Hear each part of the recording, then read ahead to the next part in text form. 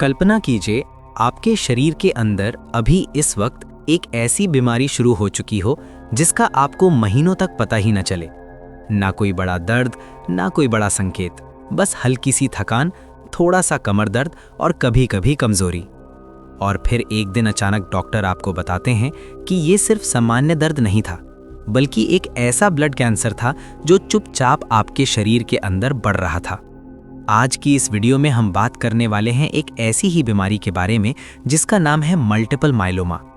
और सबसे हैरान करने वाली बात यह है कि दुनिया में हजारों लोग इस बीमारी के साथ महीनों तक जीते रहते हैं, लेकिन उन्हें पता ही नहीं होता कि उनके शरीर के अंदर क्या चल रहा है। इसलिए इस वीडियो को आखिर तक जरूर देखिए, क्योंकि अगर आप अंत तक देखेंगे तो आपको समझ आएगा कि ये बीमारी शरीर में कैसे शुरू होती है और क्यों इतने लोग इसके शुरुआती संकेत पहचान ही नहीं पाते, क्योंकि कई बार जानकारी ही जिंदगी बचा सकती है। अब जरा एक कहानी सोचिए। एक व्यक्ति है, उसकी उम्र लगभग 55 साल है। वो बिल्कुल सामान्य जिंदगी जी रहा है। रोज सुबह उठता है, काम पर जाता है, परिवार के साथ समय बिताता है, सब कुछ ठीक चल रहा है। लेकिन धीरे धीरे उसे पीठ में दर्द होने लगता है। शुरुआत में वो सोचता है कि शायद ज्यादा काम करने से दर्द हो रहा है। वो दर्द की दवा लेता है और बात वहीं खत्म हो जाती है। कुछ हफ्तों बाद उसे महसूस होता है कि वो पहले से ज्यादा जल्दी थकने लगा है। सीढ़ियां चढ़ते समय सांस थोड़ी जल्दी फूलने लगती है, लेकिन वो इसे भी नजरअंदाज कर देता है। फिर कुछ महीनों बाद एक दिन ऐसा आता है जब वो अचानक बहुत ज्यादा कमजोरी महसूस करता है, और तब जाकर वो डॉक्टर के पास जाता है। जांच होती है, खून की रिपोर्ट आती है और डॉक्टर बताते हैं कि शरीर के अंदर एक खास तरह का ब्लड कैंसर विकसित हो चुका है। यही है मल्टीपल माइलोमा। और यही वजह है कि इस बीमारी को कई बार साइलेंट ब्लड कैंसर भी कहा जाता है, क्योंकि ये अक्सर धीरे धीरे और चुपचाप बढ़ती है। अब समझते हैं कि ये बीमारी असल में होती क्या है। हमारे शरीर के अंदर हड्डियों के बीच एक नरम हिस्सा होता है जिसे बोन मैरो कहा जाता है। यही वो जगह है जहां खून की नई कोशिकाएं बनती हैं, यानी लाल रक्त कोशिकाएं, सफेद रक्त कोशिकाएं और प्लेटलेट्स। इन सब की शुरुआत बोन मैरो से ही होती है। इसी बोन मैरो के अंदर एक खास प्रकार की कोशिकाएं होती हैं जिन्हें प्लाज्मा सेल्स कहा जाता है। इनका काम बहुत महत्वपूर्ण होता है। जब भी हमारे शरीर में कोई वायरस या बैक्टीरिया प्रवेश करता है तो यही प्लाज्मा सेल्स एंटीबॉडी बनाते हैं जो उस संक्रमण से लड़ते हैं, यानी ये हमारे शरीर की सुरक्षा सेना का हिस्सा होते हैं। लेकिन समस्या तब शुरू होती है जब इन प्लाज्मा सेल्स में गड़बड़ी आ जाती है। किसी कारण से इन कोशिकाओं के डीएनए में बदलाव हो जाता है और फिर वे सामान्य तरीके से व्यवहार करना बंद कर देती हैं। इसके बाद ये कोशिकाएं तेजी से बढ़ने लगती हैं, इतनी तेजी से कि धीरे धीरे बोन मैरो का बड़ा हिस्सा इन्हीं असामान्य कोशिकाओं से भरने लगता है। यहीं से मल्टीपल माइलोमा की शुरुआत होती है। अब समस्या सिर्फ इतनी नहीं होती कि कैंसर सेल्स बढ़ रहे हैं। असल समस्या ये होती है कि ये असामान्य सेल्स बोन मैरो के अंदर की सामान्य प्रक्रिया को रोकने लगते हैं, यानी जो जगह स्वस्थ रक्त कोशिकाओं को बनानी चाहिए थी, वहां अब कैंसर सेल्स जगह घेरने लगते हैं। और इसका असर धीरे धीरे पूरे शरीर पर पड़ने लगता है। सबसे पहले असर पड़ता है खून पर। जब बोन मैरो में कैंसर सेल्स बढ़ जाते हैं तो लाल रक्त कोशिकाएं कम बनने लगती हैं।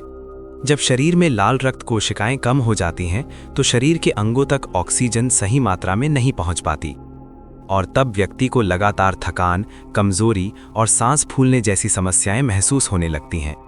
लेकिन कहानी यहीं खत्म नहीं होती। मल्टीपल माइलोमा का दूसरा बड़ा असर हड्डियों पर पड़ता है। ये कैंसर सेल्स ऐसे केमिकल्स छोड़ते हैं जो हड्डियों को कमजोर करने लगते हैं। धीरे धीरे हड्डियों की मजबूती कम होने लगती है, और इसी वजह से कई मरीजों को पीठ, पसलियों या कूल्हों में लगातार दर्द महसूस होने लगता है।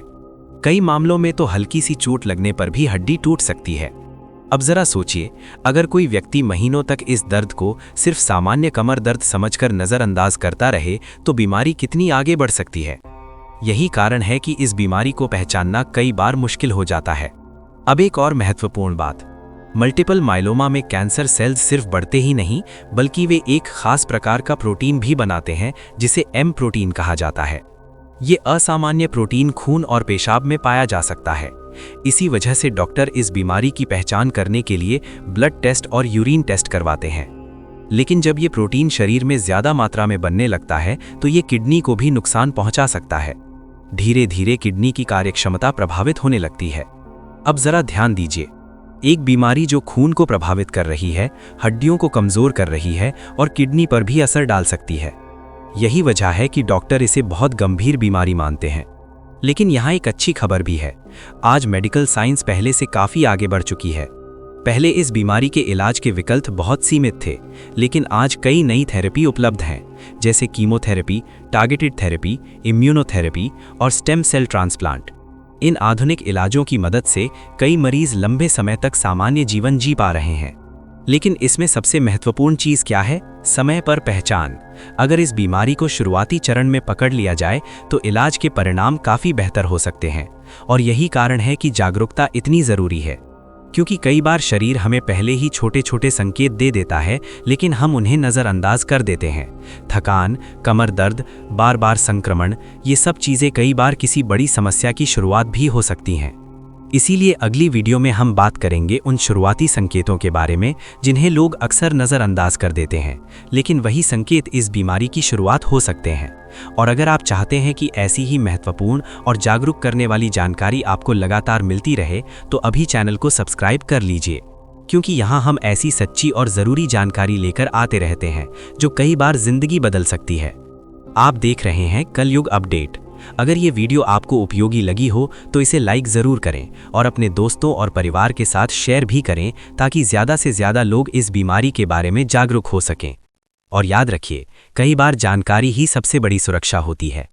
फिर मिलेंगे अगली वीडियो में, जहां हम बात करेंगे मल्टीपल माइलोमा के उन शुरुआती संकेतों के बारे में जिन्हें लोग अक्सर नज़रअंदाज कर देते हैं। तब तक सुरक्षित रहिए, जागरूक रहिए और जुड़े रहिए कलयुग अपडेट के साथ।